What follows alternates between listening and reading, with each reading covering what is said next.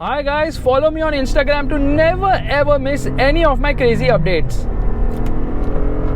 Hi guys and welcome to another vlog. I am driving this. This is the Hyundai Aura and straight away let's open the engine bay of this vehicle. You can hear it, it's a diesel. Yes, engine bay is quite compact. It says U2 1.2.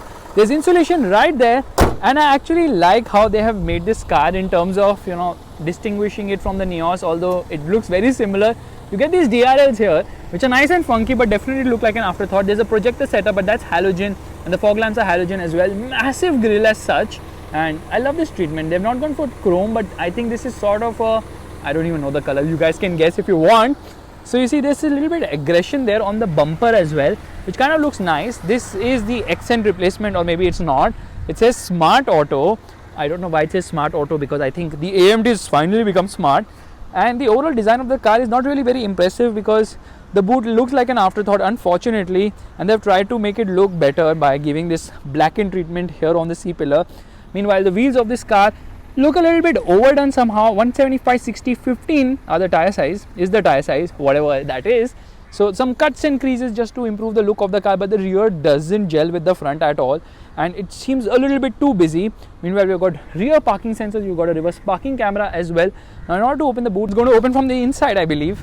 So that's kind of weird. You see how this treatment is done, sort of a diffuser but it's not, and obviously you've got reflectors right there too. You've got chrome door handles, request sensor on the driver's side, not on the co-driver's side. We'll open the boot right now. I was quite shocked there was nothing to open the boot. I think it opens either with the key or from the inside. It doesn't open other way. So yes, the boot carrying capacity seems decent.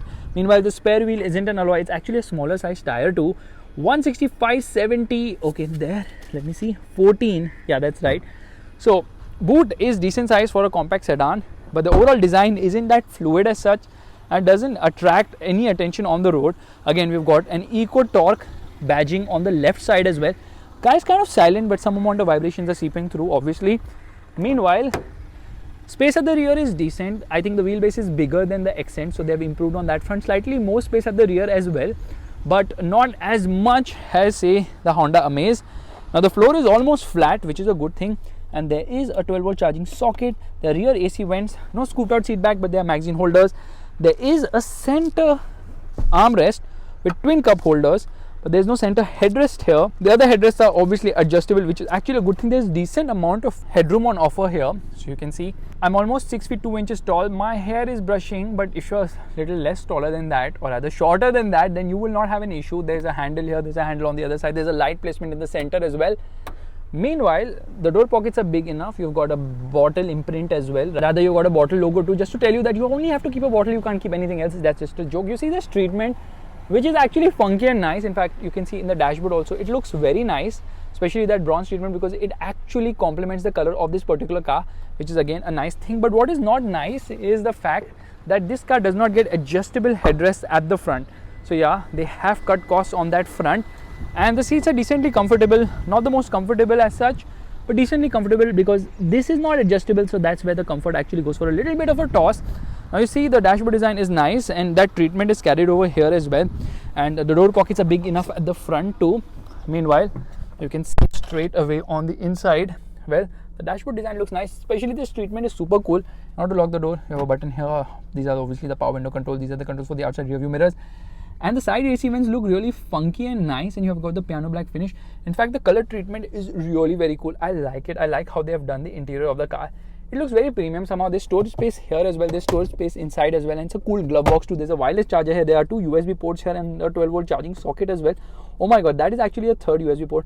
I think that is connected to the wireless charger. There's climate control, air conditioning, twin cup holders. There's storage space here as well. Obviously, you've got a manual handbrake, and the steering wheel is adjustable for height only, obviously, because even the Creta does not get adjustment for reach. Meanwhile, I love the fact how they have done this. It looks pretty good. How the infotainment system is joined with the instrument cluster. Now this is an 8-inch touchscreen infotainment system which gets Apple CarPlay and Android Auto connectivity. Straight away, let's get into reverse. That is the reverse parking camera. It gets guidelines. The guidelines are obviously not adaptive. Meanwhile, the petrol manual variant also gets cruise control. These are obviously the controls for the audio system. These are the controls for the lights, and this is the control for the wipers. The wipers work really well. A lot of spray on offer, no auto dimming inside rear view mirror. There's a light placement here. There is a mirror here. There is no mirror on this side, but there is a toll receipt holder.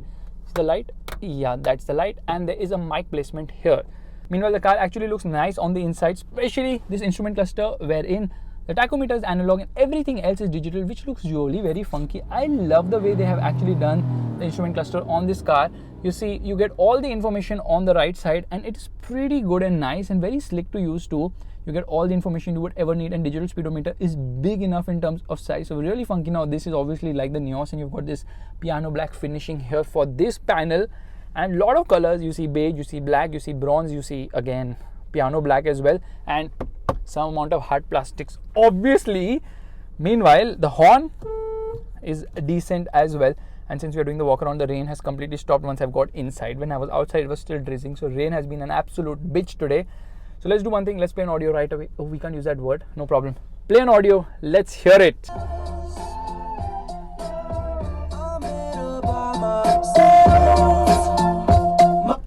This is not a BMW that you can use gesture control.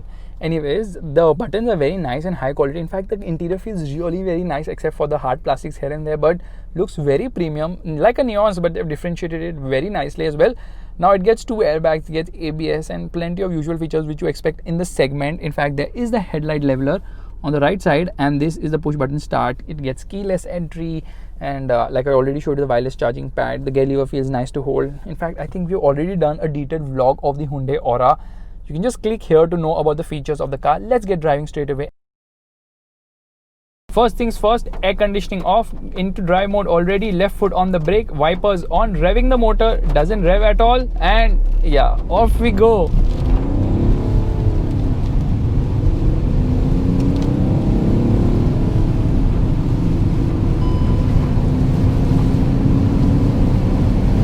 And that is 0 to 100 kilometers per hour in almost 15 seconds. So yes, this is actually a slow car.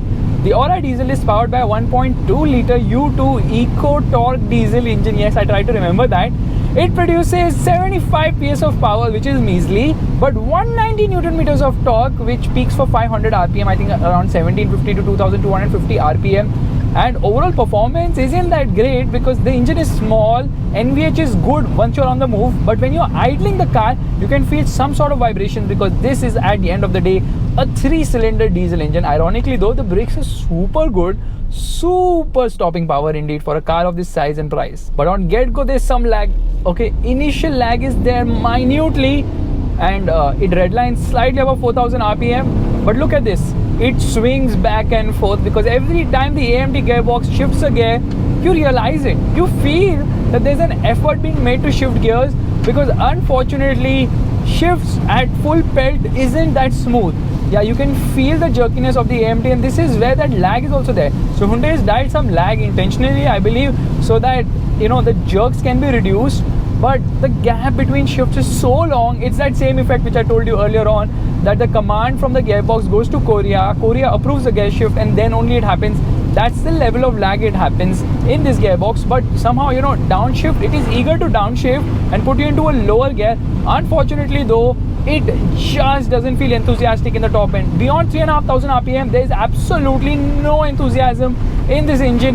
It feels really nice in the low end. After that minor lag, you know, drivability is great. Low end punch is amazing. Mid range is where the action really lies.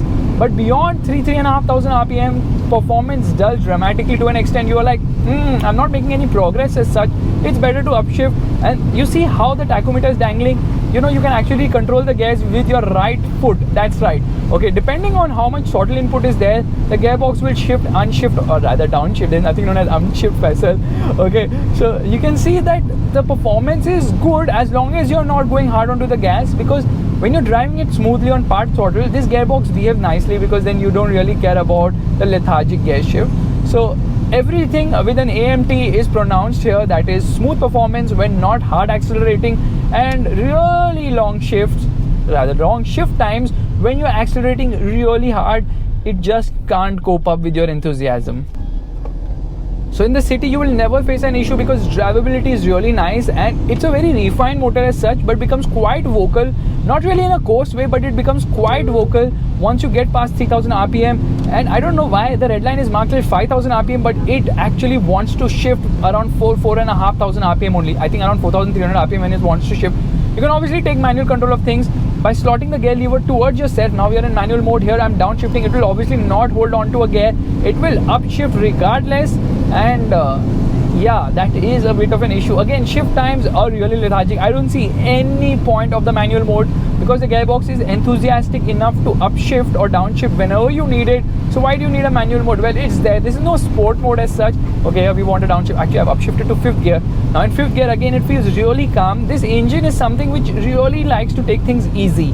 It's lethargic, it's laid back. The engine is not actually, the gearbox makes it feel so, because in the manual trim, the gearbox actually makes the car fun to drive because of the torque rush. 190 Newton meters is a lot of torque coming in at lower RPM, making sure the car has brisk performance as well. And braking is always so nice in Hyundai cars. I absolutely love it. Launching in manual mode, that lag, and there it swings back and forth. The lag between shifts is super duper pronounced, and the problem is the car moves, so you know that the gear shift is happening. It moves ahead and behind, it kind of swings that way, so that's not great. But overall performance, although outright performance isn't great, overall performance and drivability is really very nice in this car, and it feels at home in the city. This is a city car because the engine is also on the smaller side, and overall performance is more than ample. Now the steering is of course super duper light, which is a good thing when driving in the city. It's actually a boon to drive this car in the city because it is such an easy car to maneuver. Look at the steering. I mean, I can twirl it with one hand. That is how light the steering wheel is. Now taking a U-turn and all is super effortless. This is a car you can drive with one hand. The other hand, well, you don't want to shift gears any which ways. So here we go onto the gas. That hair, the movement, oh my god, it's like every time it's like, yeah baby, I'm gonna shift and all. Okay, a lot of trees and all have fallen. Look at the condition, it's absolutely madness. The rains have really messed up everything already, and this happens every year, but nobody really cares because unfortunately this keeps happening and we don't take any effort to ensure that flooding doesn't happen. But that's not the topic of today's vlog. The topic of today's vlog is the Hyundai Aura. Now you can see the ride quality is pretty nice. It's actually very good on good roads. On bad roads you can feel that bump. You can obviously feel the bad roads at lower speeds, especially because the suspension is a bit on the stiffer side, which is surprising considering the Hyundai actually goes for a softer suspension setup. Now this is obviously diesel, it's front heavy because of the weight of the diesel engine, so they've stiffened it up a little bit to cope up with the weight of the diesel engine, and in that sense, yes, the car feels a little bit on the stiffer side over bad roads and the ride isn't the best, but it kind of flattens out. It becomes good on, you know, higher speeds, which is actually a good thing because I would not have much complaints about the ride quality of this car. I think that it's a very comfortable car, although body roll is present in abundance and the steering just doesn't have any feel or feedback. Unfortunately, there is no feel or feedback from the steering wheel. It just feels so light and lifeless. You know what, you're standing there and taking photos that day, and I told you not to take photos and you still took photos. You see how risky it is? I'm telling you, Neha. Now we are going to take a U-turn and I'll show you how easy it is to take a U-turn. Oh my god, there is a lot of water, but the car will not drown because ground clearance is ample as well, and can't see anything in the reverse parking camera at all. Here we go. See, the smoothness and the refinement of this car is absolutely stellar.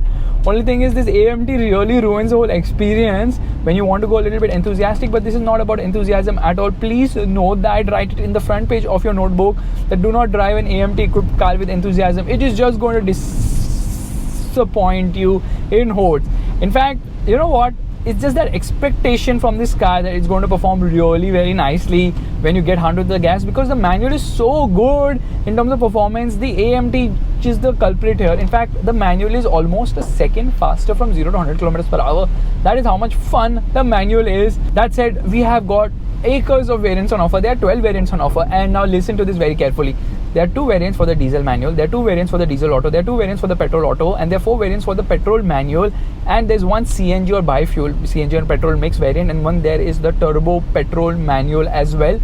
The turbo petrol manual costs rupees 10 lakhs, this costs 11 lakhs. This is the most expensive variant of the Hyundai Aura lineup, and the price difference between the turbo petrol manual and this is 1 lakh rupees. If you don't care about fuel efficiency and convenience of an automatic, just get the turbo petrol manual because that is the pick of the lot. Meanwhile, we've got the range starting at rupees 6.85 lakhs, and the diesel range actually starts at 9.21 lakhs for the base diesel manual. So that is a lineup of the Aura. I know the car is not really a fun car or enthusiastic car. That's why my voice levels are also gone low, because I'm not really enjoying the experience of pushing this car hard. This doesn't like to be pushed hard. This is all about convenience, comfort, features, quality, and a mix of that. And in that sense, for someone who's not really looking for a fun to drive car, but something which is practical and an all-rounder for the family with a decent sized boot and the swag value of a sedan, will definitely like it. Oh my god. Anyways guys, this is my vlog of the Hyundai, I was going to say Venue once. I have that turbo petrol manual. Nahi, Venue, this is Aura. You have driven the car, remember we had gone to we have gone indoors, now we are outdoors to drive that car. How did you like it? Manual was amazing. That was turbo petrol manual. Yeah, that was fun. And turbo petrol for the win. This gearbox actually dulls the whole experience, but fuel efficiency is great. It's rated at 25.4 kilometers per liter, I think. And in the real world, you can get around 17 to 18 kilometers per liter, but the fuel tank capacity is really small. It is like what, the fuel tank capacity is around 37 liters. You doing this is not going to reduce the body roll. The body roll is going to be there. It's going to be there. No matter you do this, you do that, it's not going to change. And I think we should just call off the vlog for now and just head home and sit there silently, because trees are falling rapidly. I've never seen so much deforestation ever. And on that disappointment, it's time to end. Thank you so much for watching. If you like this video, you know what you have to do. Give it a thumbs up. That's the like button, and also subscribe to the channel. I will see you guys in the next video soon. Bye bye. Take care.